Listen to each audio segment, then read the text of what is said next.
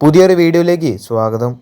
ആദ്യത്തെ വാർത്ത മുൻ കേരള ബ്ലാസ്റ്റേഴ്സിന്റെ താരമായിരുന്ന പ്രീതം കോട്ടാലുമായി ബന്ധപ്പെട്ട ഒരു അപ്ഡേറ്റ് ആണ്. ഈ ഒരു ജനുവരി ട്രാൻസ്ഫർ വിൻഡോയിൽ കേരള ബ്ലാസ്റ്റേഴ്സ് ക്ലബ്ബ് വിട്ട് ചെന്നൈയിൻ FC ടീമിലേക്ക് എത്തിച്ച ഒരു താരമാണ് പ്രീതം കോട്ടാൽ. ചെന്നൈക്ക് വേണ്ടിയുള്ള പ്രീതം കോട്ടാലിന്റെ ആദ്യ മത്സരം ഇന്നായിരുന്നു. മോഹൻ ബഗാനെതിരായിട്ടുള്ള ഇന്നത്തെ മത്സരത്തിൽ പ്രീതം കോട്ടാലിന് സ്റ്റാർട്ടിംഗ് 11 അവസരം ലഭിച്ചിട്ടുണ്ടായിരുന്നു.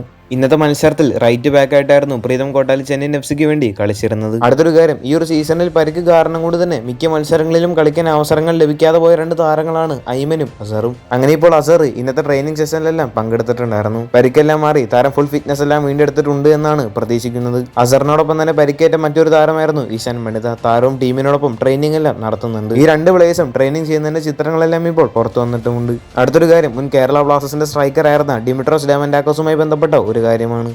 കഴിഞ്ഞ സീസണിലെ ഗോൾഡൻ ബൂട്ട് വിന്നറായിരുന്ന ഡിമിട്രോസ് ഡയമൻഡാക്കോസിന്റെ ഇപ്പോഴത്തെ അവസ്ഥ തീർത്തും വലിയൊരു നിരാശ നൽകുന്നതാണ്. കഴിഞ്ഞ സീസണിൽ കേരള ബ്ലാസ്റ്റേഴ്സിന് വേണ്ടി കളിച്ച മിക്ക മത്സരങ്ങളിലും ഗോൾ നേടാനായിട്ട് ഡിമിട്രോസ് ഡയമൻഡാക്കോസിന് സാധിച്ചിട്ടുണ്ട്. എന്നാൽ ഈ ഒരു സീസണിലേക്ക് വരുമ്പോൾ ഈസ്റ്റ് ബംഗാളിൽ താരം ഗോൾ നേടാനായിട്ട് സ്ട്രഗിൾ ചെയ്യുകയാണ് എന്ന് തന്നെ പറയേണ്ടി വരും. കഴിഞ്ഞ സീസണിൽ കേരള ബ്ലാസ്റ്റേഴ്സിന് വേണ്ടി 17 മത്സരങ്ങൾ കളിച്ച താരം 13 ഗോളുകൾ സ്കോർ ചെയ്തു. എന്നാൽ ഈ ഒരു സീസണിൽ ഈസ്റ്റ് ബംഗാളിന് വേണ്ടി 12 മത്സരങ്ങൾ കളിച്ച ഡിമിട്രോസ് നേടിയിരിക്കുന്നത് വെറും 3 ഗോളുകൾ മാത്രമാണ്.